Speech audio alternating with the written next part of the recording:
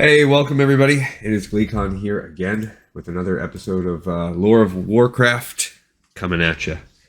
We are getting close. We're on the penultimate episode, and judging by this title here, the fall of Zin-Azshari and the sundering of the world. It's about to get real. The moment that we knew was coming, where the Pangea type, that's continent that's been through the supercontinent that's been throughout the entire chronicle so far, it's going to break up and probably look a lot more like, if not entirely like, the world as we know it. I don't think I have a map on this episode, but on our final episode of this chapter, next time we'll put a map on there too. All right, let's dive right in. Despite a series of crushing defeats, hope yet lingered among the Night Elf resistance. A brave new leader, Gerard Shadowsong, had assumed the mantle of command. I don't know if I know that person. Unlike his predecessors, he was not born of noble blood. A fierce combatant and a brilliant strategist, Jared went to great lengths to strengthen the resistance. He stripped away the Night Elves' inherent xenophobia and invited many of Azeroth's other races, such as the Earthen, they're sort of like dwarves, the Tauren, and mighty Furbolgs into the Night Elf army. The Resistance also found allies among their Highborne enemies. A group of the Sorcerers, led by Dathramar Sunstrider, that's a Blood Elf name, had come to realize that their allegiance to demons would bring ruin to Azeroth. These Highborne abandoned Azshara and pledged their lives to the Resistance. Even the Wild Gods finally emerged from the forests at Cenarian's goading, prepared to fight tooth and claw for the Resistance. The forest trembled as these gargantuan beings marched down from the slopes of Hyjal. Each of the Wild Gods possessed strength and power unlike anything the demons had yet faced. Some, such as the White Wolf Goldrin, dwarfed even the largest demons in size. And when you do the Mount Hyjal region from Cataclysm, you see most of these, or a lot of them. With the Wild Gods came a host of other fey creatures, including the woodland dryads and the many-headed chimeras. Even the elusive treants, mighty tree folk, imbued with great wisdom and strength, emerged to fight the demons. So right there we see three other things. The good dryads, mostly good, and same thing for treants, which you see all over all of the expansions and realms, and also chimeras. Those even are in Shadowland. Under Shadowsong, the combined army launched a desperate assault against Zin-Azshari itself. The Resistance stormed the broken capital and clashed with the Legion's seemingly numberless ranks. The cost was horrific. Thousands upon thousands of demons fell, but so too did many of Azeroth's mighty defenders. The Legion's bloodletting warriors even overwhelmed a number of the Wild Gods. One by one, these primordial creatures succumbed to the poisoned black blades and fell powers wielded by the demons. With each death, the forests atop Hyjal shivered and the winds howled in sorrow. As the battle continued, Malfurion and Tyrande journeyed to the Well of Eternity shores with a small elite force. They hoped to reclaim the Dragon Soul and prevent the Legion from using its powers. Malfurion and his allies were soon joined by Illidan, who claimed his previous allegiance to the Highborne and the Legion had merely been a ruse to learn of their ways. Yeah, we learned about that last time.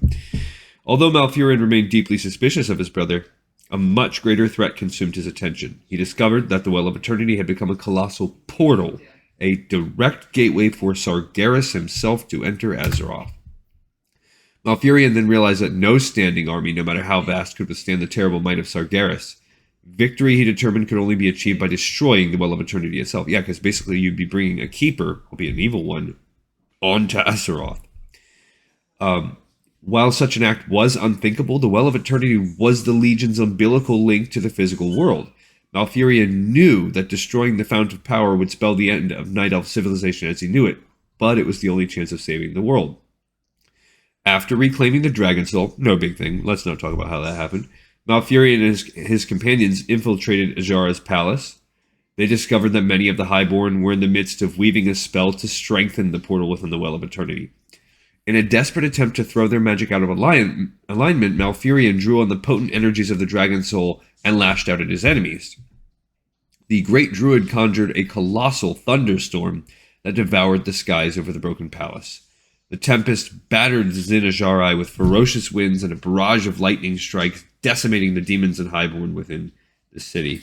I wonder if that's Nazjatar or whatever, that underwater expansion from BFA. I wonder if those are related.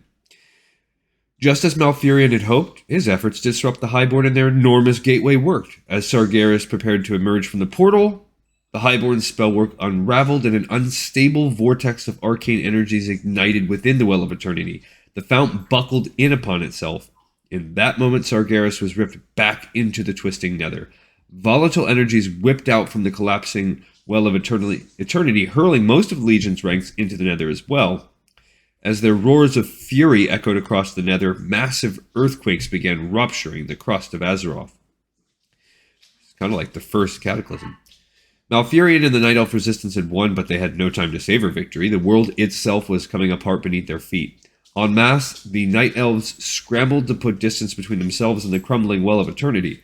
The fount completed its collapse, igniting a cataclysmic explosion that blotted out the skies.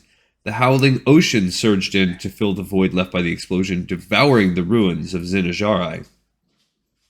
When the apocalyptic earthquakes finally eased, the surviving Night Elves saw that their world had been torn asunder. The Well of Eternity's destruction had shattered nearly 80% of Kalimdor's landmass, leaving only a handful of separate continents and small archipelagos. A tumultuous storm of energies known as the Maelstrom had engulfed the Well of Eternity itself. Ever after, the constantly spinning vortex would stand as a reminder of the terrible cost of the war. That's why it's sitting there in the middle of the map. For the Night Elves and all other living creatures on Azeroth, the world had changed forever.